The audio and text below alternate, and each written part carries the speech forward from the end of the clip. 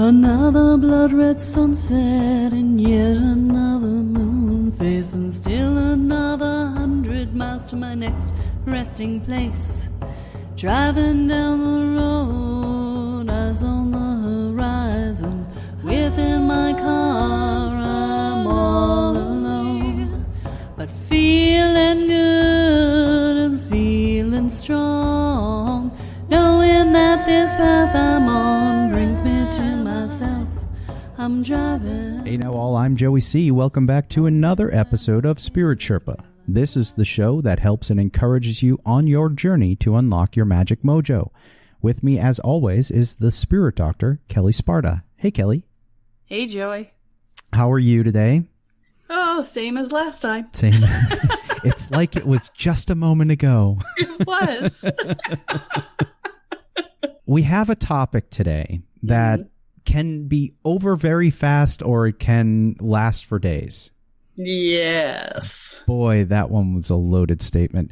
We're talking about the ego today. Yes. Now, some people, when they hear somebody say, oh, that person has a really big ego, they're thinking about sort of their perception of themselves or something like that. But when we talk about that in a psychological or a spiritual sense, when we talk about ego, we're not talking about that concept of somebody. It's something different, isn't it? Yeah, and even in a psychological sense, it's different than what I'm going to be addressing here. Okay. Because the ego is actually, in a psychological sense, it's part of a construct that Freud put out, which included the id, the ego, and the superego. And we're not doing Freudian psychology today. Okay. So, what we're going to talk about is the ego in the form that Eckhart Tolle talks about the ego. Okay. Right? Yep. We're going to talk about the ego in terms of it is our identity. Okay. It is how we see ourselves. So the ego or the identity is created by our experiences and by the coping mechanisms that we put in place as a function of our experiences. Yeah. So oftentimes people will say, I want to evolve. Mm-hmm. And really what you're saying when you say that is, I want to break free from my coping mechanisms. Okay. And my belief structures that are limiting me. Because at our core, at our essence, we are evolved. It is all the bullshit we have layered on top of who we are that keeps us from that evolution. We are not broken. We are whole and complete unto ourselves in this very moment. Mm-hmm. We have just put a bunch of layers of stuff between our consciousness of who we are and our actuality of who we are that needs to be peeled away in order for us to find that quote unquote enlightenment. So are the layers all the ego, or is the ego just one of those layers? So the ego is what holds the layers. Okay, so it's the container with all of the stuff in it that we layer on top of ourselves. Yeah. Our enlightened selves. Yeah. Okay. So people talk about killing off their ego. Mm-hmm. And that's really what they mean, is to get rid of all of the belief structures and the assumptions and the coping mechanisms that form the ego. All right, so I'm going to ask you the loaded question now, I think, then. Because we're talking about this, and you just alluded to it slightly with the people saying they want to kill off their ego. What role does the ego play with regards to our spiritual journey and our evolution? Think of your ego like a filter through which you see the world. Okay. Okay. So your ego is like a VR world. Okay. Okay. So you've got the VR helmet on, you hear and you see everything the ego allows you to hear and see from the world around you. Okay. Some of which is what is true and some of which is not. This is the same reason. So imagine that you've got 10 people standing around in a circle, witnessing the same event, all wearing their own VR technology that allows them to see only certain pieces of what has gone down. Okay. And now you understand why the police get 10 different stories when they interview them. Yep. Because the person who sees life through the filter of everyone is abusive will see abuse. Yep. And the person who sees life through the filter of everyone is good and kind will see it through the the filter of everyone is good and kind, and everywhere in between. Yep. And from all different angles, right? It's not just about how people are or who people are, but also about the things that they focus on. Okay. You know, some people are very artistic, and so they'll see the visual much more than the auditory, you know, they'll register the visual much more than the auditory. If they're kinesthetic, then they'll tell you about the smells and the way the air felt, and, you know, the impact of the body hitting the ground if someone had died, right? Yeah. You know, whatever. You get different descriptions based on how different people experience the world. Okay. Right. And so the ego is the VR that is filtering the world around you. And we have to have a filter to a certain extent. Right. Because, you know, there's a million billion pieces of information coming into our minds at every given moment, and we just can't process them all. So in that ego layer, yeah, that's where all of our triggers are. That's where all of our stuff is. That's absolutely. That's all of the, so everything that in the VR helmet is a great way to describe it, but it's everything that sort of frames our perception, our reality, exists in the ego itself. Yeah. It's not just our triggers, though. It's also the good things. Yeah, it's everything. It's everything right? that frames. It's our good it's memories, everything. it's our bad memories, it's our all of that. Right. Yeah. I mean, one of the hardest things when I work with my students, my more advanced students that are going out and starting to teach, Mm-hmm. one of the things that I talk to them about all the time is that, you know, the quote unquote good things we think about ourselves are just as limiting as the quote unquote bad things that we think about ourselves, because they frame the world in a good, bad way. Mm-hmm. And that's a more advanced topic, Mm-hmm. but it gives you a little glimpse into how this ego path evolves, right? Because initially we're trying just to find good things about ourselves because we're freaking beating ourselves to death, right? Mm-hmm.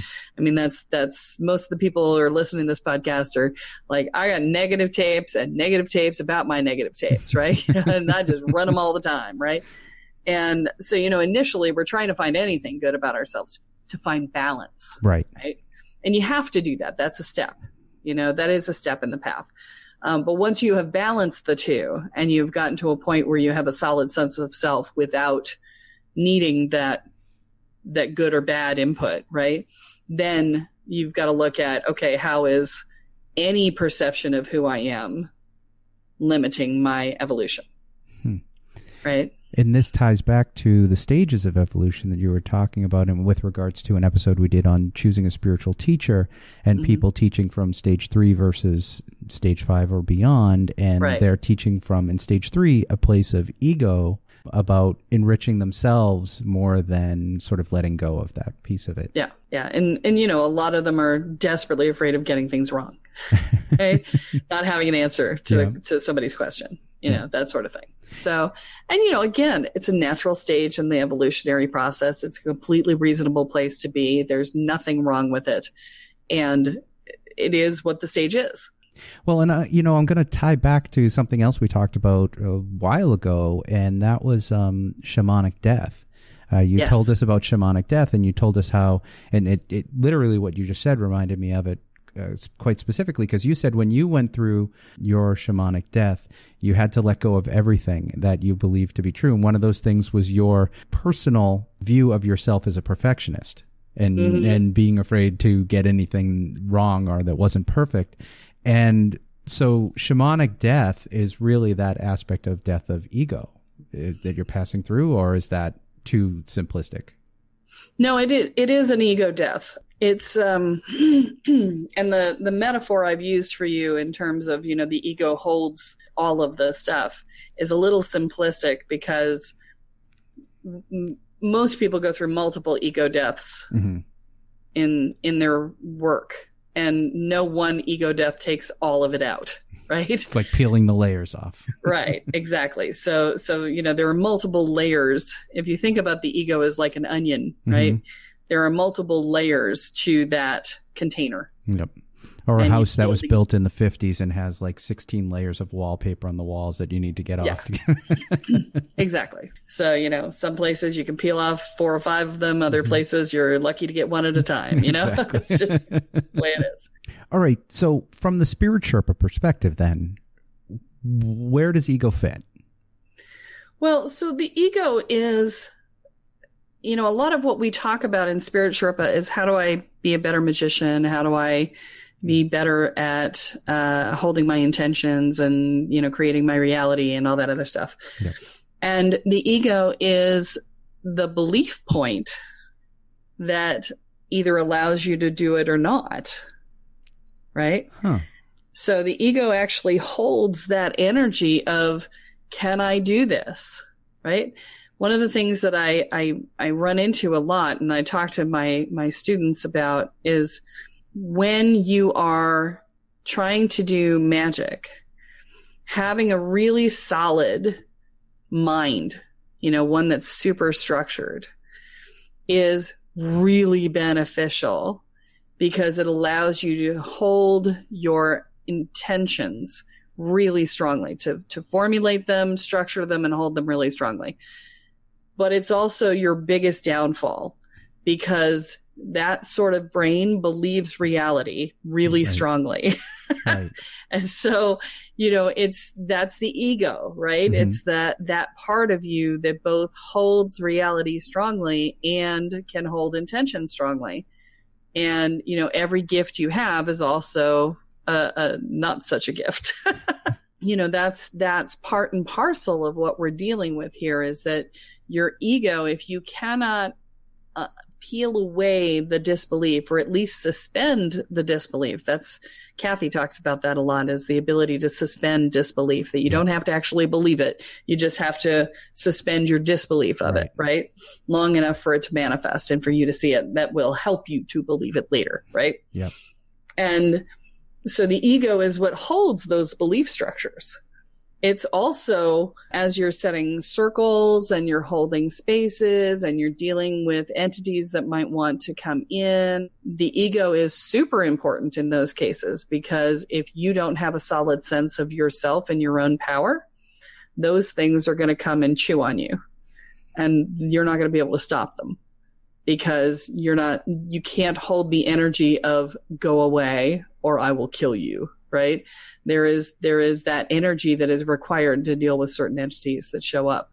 And so, if you don't have a strong sense of self, when those things come, you are lunch, unless you can get somebody else to help you. So ego sounds like it can be a constraining aspect on your journey, but it also sounds like what you're saying is that at some point it becomes I don't want to say the lifting, but an integral component to what you're doing, because it becomes something that helps to hold your intention.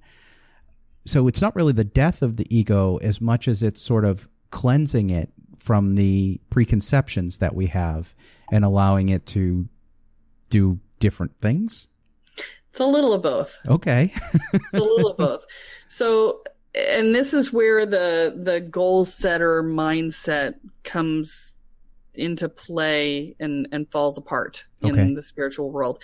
And this is one of the reasons why I tell people the sooner you can let go of your goals in this work, the happier you're going to be, because the goal setter says, I've got to kill off all of my ego, right? Mm-hmm. But the fact of the matter is that your ego actually serves a purpose. And it helps you in the process of killing itself off. Oh. As much as it works against you in the process of killing itself off, right? So, I mean, it's every gift has a shadow, right? Mm-hmm. Every shadow has a gift. So, to think of it in sort of black and white terms does not work. Right. The spirit world is not in black and white. It is very much in massive shades of gray and wild neon colors. And so it is, you cannot think of it from that perspective. And it's that whole Einstein, you cannot solve a problem with the same thinking that created it, right? Yeah.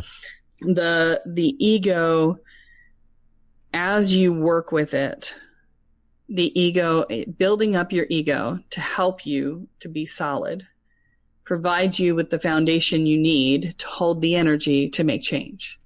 Because solidifying that identity, that we've talked about that before, right? Solidifying your identity, solidifying your ego.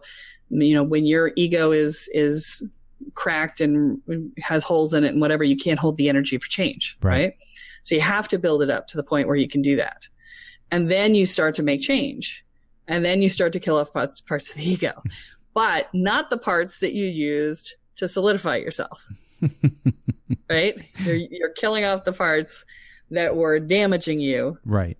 And they were causing the holes in the first place, right? Yep. So it's much more complex than, we just kill off the ego, right? Right.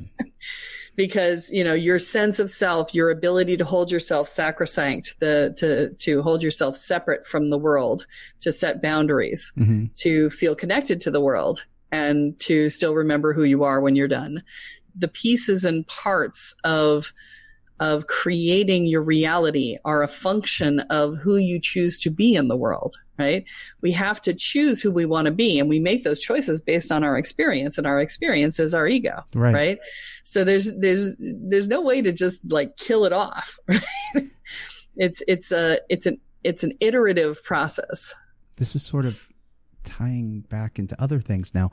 So when we talk about doing magic, you've often told us that it's important to have a solid and stable container, and that if you have a cracked container, you get the depth of being able to hold more intention perhaps over time. And ego seems to have a similar role. Are they related in any way? When we talk about that container, and when we talk about the ego as a container as well, are they related? Yeah, they're effectively the same thing. Oh. Yeah. So your ego is your identity. Your identity is your energetic container. And that's all framed by your experiences in life and what has happened to you, and whether it's been, cracked and broken through whatever you've gone through. This is a process of correcting that and creating your magical abilities as well. Yes. Oh, wow. Precisely. So freaking cool. So freaking cool. So freaking cool. Wow. Okay. So we're running a little short on time here. Is there anything, and we thought we were going to be short, and from content perspective, is there anything you want to say to sort of wrap up ego for the folks listening? Well, I do want to mention, we mentioned it a couple episodes ago, but if you are looking to do some work on your ego, and you want to clear out some of the crap that is entrenched in it, I'm going to point you towards that webinar that I did, and say, check it out. It's 5 simple steps to finally break free from your challenged childhood, also known as 5 simple steps to peel away some layers of your ego, solidify your container and peel away some layers of your ego. And that is available at bit.ly/ in all caps, Spirit Sherpa. bit.ly/ Spirit Sherpa, all caps, boom. Like you said, you talked about it and gave us a little bit of a description of it a couple episodes ago. It's still there, and it's a great resource, a great tool for people to use. And it's related to what we're talking about here with ego. Absolutely. All right. Okay, folks. Well, that's all we have for this week. Be sure to join us next time as Kelle adds yet another chapter into your beginner's guide to energy, magic, and the spirit world. I'm Joey C. here with Kelle Sparta, and you have been listening to Spirit Sherpa. Go ego. So long, everyone. I travel over 13,000 now. I leave behind a little fear. Spirit Sherpa is the sole property of Kelle Sparta Enterprises and is distributed under Creative Commons BY-NC-ND 4.0 license. For more information about this licensing, please go to creativecommons.org. Any requests for deviations to this licensing should be sent to KELLE@KELLESPARTA.com. That's Kelly@KelleSparta.com. To sign up or to get more information on the programs, offerings, and services referenced in this episode, please go to KelleSparta.com. This episode of Spirit Sherpa has been produced by Honu Voice Productions.